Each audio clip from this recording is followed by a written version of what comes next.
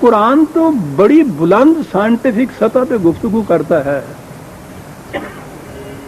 خود قرآن کے خلاف جو اس نے یہ کہا ہے، مثال دے کے کہا ہے کہ تولے جائیں گے، میزان کھڑی کی جائے گی اعمال کو تولنے کے لیے،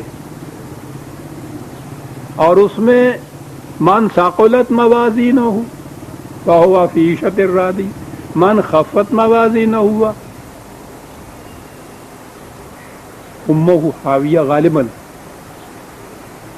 یعنی وہاں پلڑے کے جھکنے اور اٹھنے کا سوال ہے، یہ نہیں کہ جس کا یہ پلڑا جو ہے خوشگواریوں کا یا نیکیوں کا آپ کہیے وہ جھکا ہے، اس کے مقابلے میں برائیوں کے پلڑے میں کچھ بھی نہیں ہے، وہ ہلکا ہے، یہ بھاری ہے.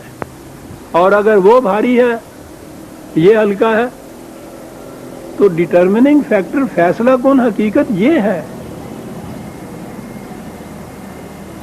انسان معصوم تو ہوتا ہی نہیں ہے، کوئی نہ کوئی لغزش تو اس سے ہوتی ہے.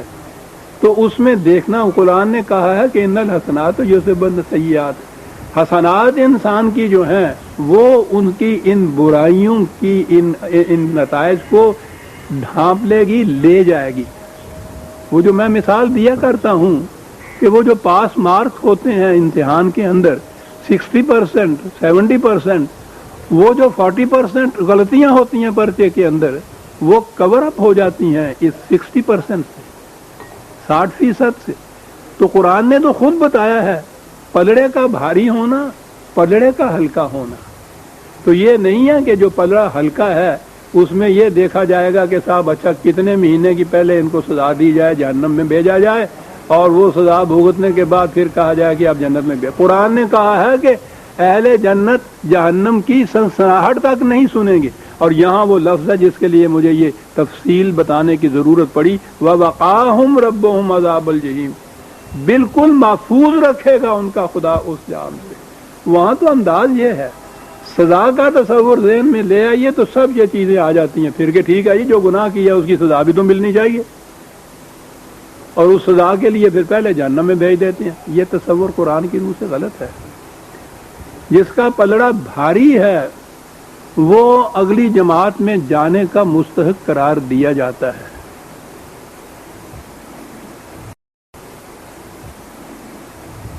قرآن نے بھی یہی کہا. اور میں نے عرض کیا کہ یہ چیزیں تو نصاب کے طور پہ کلاسز میں درس کے طور پر یا نصاب کے طور پر بتانی ہے. جو میں بتاؤں کہ نظریہ ارتقاء یا ایولیوشن تھیوری کے اندر سائنٹسٹ نے کیا یہی بات کہی ہے جو قرآن کہہ رہا ہے کہ جس اسپیشیز کے اندر صلاحیت ہوتی ہے آگے بڑھنے کی، اس کی کمزوریاں، اس کی صلاحیت جو ہے اس کی کمزوریوں کو دبا دیتی ہے، وہ آگے بڑھ جاتی ہے. اور جس کی کمزوریاں زیادہ ہوتی ہیں وہ نو وہیں کی وہیں رک جاتی ہے یا ختم ہو جاتی ہے. 1400 سال پہلے قرآن یہ ڈٹرمننگ فیکٹر بتا رہا ہے آگے بڑھنے کا، رک جانے کا. ثقلت موازین، خفت موازین کا، سزا کا سوال نہیں ہے. وقاہم، محفوظ بچائے رکھے گا. دیکھیے وہاں متقین اور وقاہم دونوں ایک ہی تو مادہ ہے. کس سے بچائے گا؟ عذاب الجحیم یہاں لفظ آیا، وہ میں نے عرض کیا تھا نا، جحیم کے معنی ہے وہ شاید جو راستے میں رکاوٹ بن کے کھڑی ہو جائے. کیا بات ہے، کہیں فرصت ہوتی یہ چیزیں تو ایک ایک لفظ کے متعلق میں عرض کرتا کہ عصر حاضر کے علوم میں ان کی اہمیت کیا ہے، ان الفاظ کی جو قرآن استعمال کر گیا. عذاب جحیم سے بچائے گا، رکاوٹ نہیں بنے گی کوئی چیز ان کے راستے میں آگے بڑھنے کے لیے. کلو واشربو ہنیم بما کنتم تعملون، وہی بات، وہی مثال کے طور پہ بات ہے، کرنی تو ہمارے ہی الفاظ میں ہے، کھاؤ پیو خوشگواریوں سے. اور یہ نہ سمجھو کہ یہ مفت میں مل گئی، نہ ہی یہ سمجھو کہ یہ خیرات کے طور پر مل گئی، بالکل نہیں. یہ تو تمہارا حق تھا، حق بھی وہی جزام بما کنتم تعملون. وہ جو تم نے جو کچھ کیا تھا یہ اس کے اندر مضمر تھی، یہ ساری چیزیں اس کا نتیجہ تھیں. یہ ہے قرآن کی روح سے سزا اور جزا جسے ہم کہتے ہیں، اس کا فلسفہ۔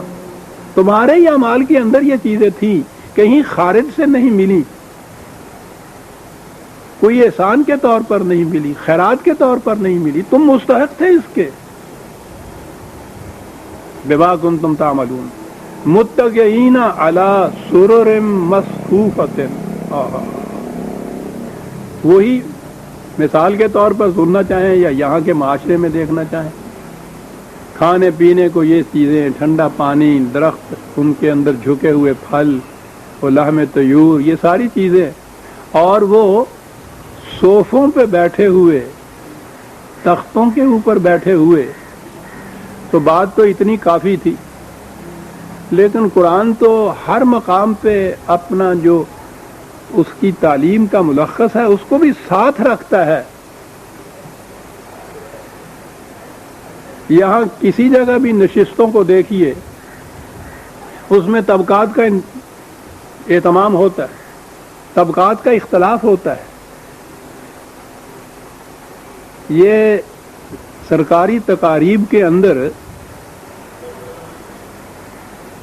ہم لوگ تو ان کو آج کل صرف ٹی وی پہ ہی دیکھتے ہیں، میں تو سروس میں رہا ہوں، مجھے پتا ہے کہ وہاں یہ جو چیز ڈٹرمن کی جاتی تھی، صفحے اول میں کون کون کس کس عہدے کے، اس صفحے اول میں پھر دائیں سے لے کے بائیں تک کس طرح سے نیچے اوپر، پھر اوپر جانے والے، نیچے جانے والے، ہر جگہ طبقات کا خیال لحاظ رکھا جاتا ہے۔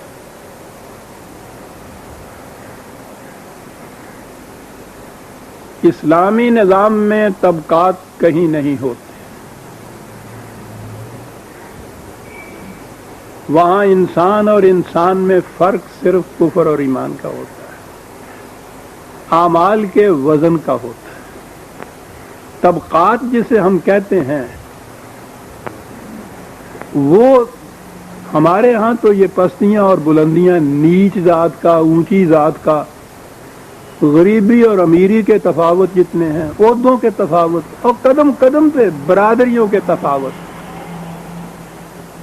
تو آپ نے دیکھا ہوگا پرچے میں بھی نکلا تھا یا کسی مجسٹریٹ نے یہ کہا تھا کہ یہ سزا تو اس کو، اس نے کوئی یہ جرم کیا تھا زنا کا، کہ وہ اتنی ہی سزا دینی چاہیے، لیکن یہ میراثی ہے اور وہ لڑکی سیدزادی ہے، اس لیے اس کو دگنی سزا ملنی چاہیے۔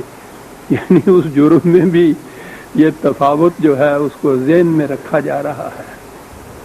قرآن کی روح سے یہ تفاوت طبقاتی، نسلی، برادری کے، ذاتوں کے طبقات، امارت و غربت کا تو سوال ہی نہیں، وہاں ہوتے ہی نہیں امیر غریب۔ یہ تفاوت جو ہے انسان اور انسان میں، اس کے معیار یہ نہیں ہے اس کے اندر۔ جو بھی اہل جنت اس نے قرار دے دیا جن کو، وہ اس میں انٹر ہو گئے۔ سررن تو کہا تھا کہ وہ تختوں پہ بیٹھے ہوئے ہوں گے۔ اب اندازہ لگائیے قرآن کی بلاغت کا کہاں تک پہنچتا ہے کہ سررن مصفوفتن، برابر برابر بچھے ہوئے تختوں کے اوپر بیٹھے ہوئے ہوں گے۔ طبقاتی تفاوت نشستوں میں نہیں ہوگا۔ کیا بات ہے!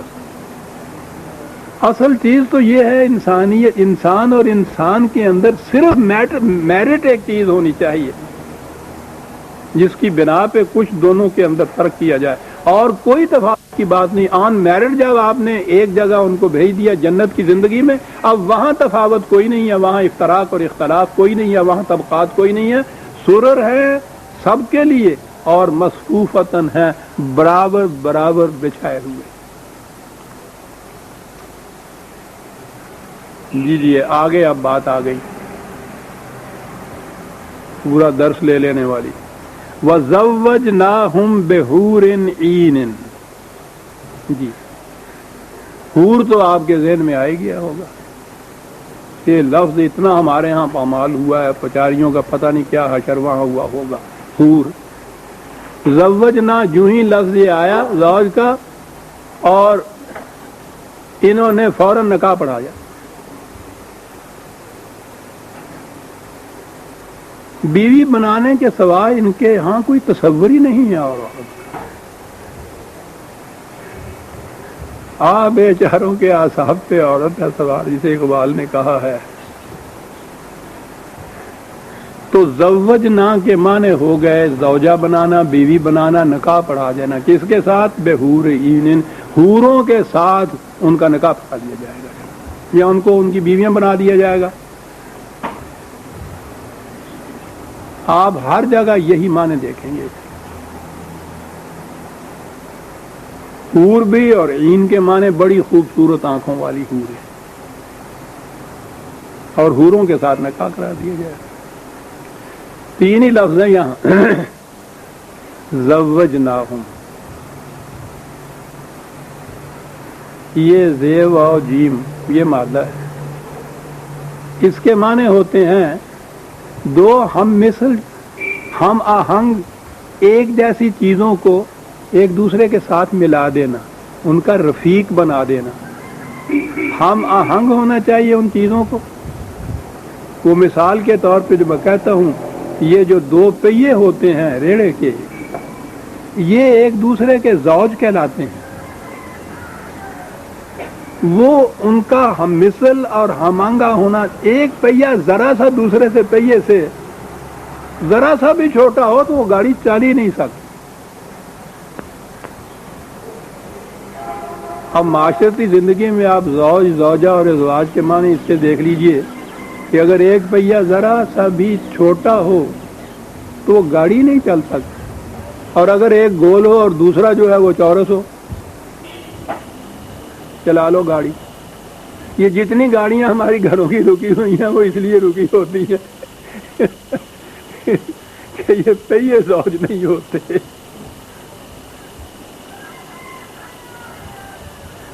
ہم آہنگ، ہم نوا، ہم خیال، ہم سیرت، ہم مزاج، کوئی چیزیں بھی ہوں، یہ عورت مردی نہیں. قرآن نے تو کہا ہے کہ ہم نے کائنات کی تمام چیزوں کو ازواج پیدا کیا ہوا ہے.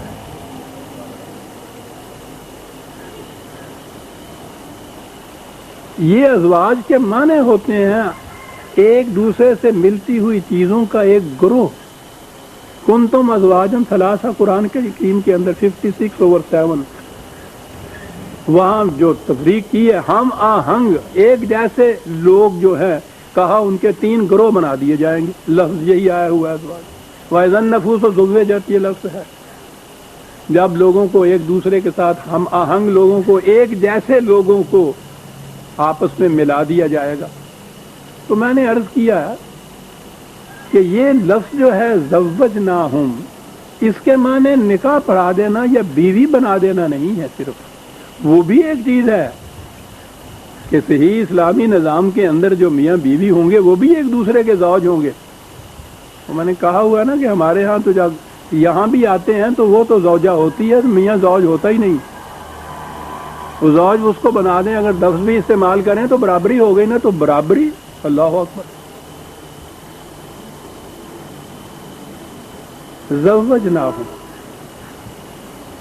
جنتی معاشرے کا ذکر ہے یا جنت والوں کا ذکر ہے. بہرحال عورتیں، مرد، عورتیں بھی تو جنت کے اندر جائیں گی، مرد بھی جنت کے اندر جائیں گے. اس معاشرے کی خصوصیت یہ بتائی گئی کہ وہ ہم آہنگ، ہم خیال، ہم سیرت، ہم سرشت لوگوں کا، موافق طبع لوگوں کا وہ معاشرہ ہوگا. ان کو ایک دوسرے کے ساتھ ملایا جائے گا. یہ ساتھ ملانے کا بعد یہ کیا ہو؟ جنت انفرادی زندگی کا نام نہیں عزیزان مان. انفرادی زندگی کا تصور تو ہمارے یہاں تصوف نے دیا، جو ہم نے دوسروں سے مانگ کر لیا. ایک گوشے میں بیٹھے ہوئے ہیں اور وہ ورد وظائف میں، ریاضتوں میں، مراقبوں میں لو لگائے ہوئے ہیں، اور وہ اس سے کہو کہ آپ کو جو کچھ حاصل ہوا ہے، وہ کہتے ہیں کہ کیا بتائیں کیا کچھ ہمیں حاصل ہو گیا. ہم تو روز جنت کو اپنے سامنے دیکھتے ہیں، اور جنت تو کچھ مقام ہی نہیں ہوتا، ہم اس سے بہت آگے ہوتے ہیں. وہ تو اللہ میاں کے حضور روز ہوتے ہیں وہاں. ان سے کہا کہ صاحب ہمیں بھی کچھ دکھا دیجئے، کچھ تھوڑا سا ہی اس کا ثبوت. ذوق میں نہ شناسی با خدا تا نہ چشی، شراب کا نشہ تو اسی کو معلوم ہوتا ہے جو وہ پیے خود. کبھی نہیں ہو سکتا کہ میں پیوں اور تمہیں بتاؤں نشہ کیا ہوتا ہے. خود پیو گے تو یعنی انفرادیت اتنی اس کے اندر وہ لے آئے کہ کوئی دوسرا اس میں شریک نہیں ہو سکتا. یہ قرآن کے تصور زندگی کے خلاف ہے. وہ انفرادی زندگی کو تسلیم ہی نہیں کرتا, وہ معاشرتی زندگی تسلیم کرتا ہے, وہ امت بناتا ہے.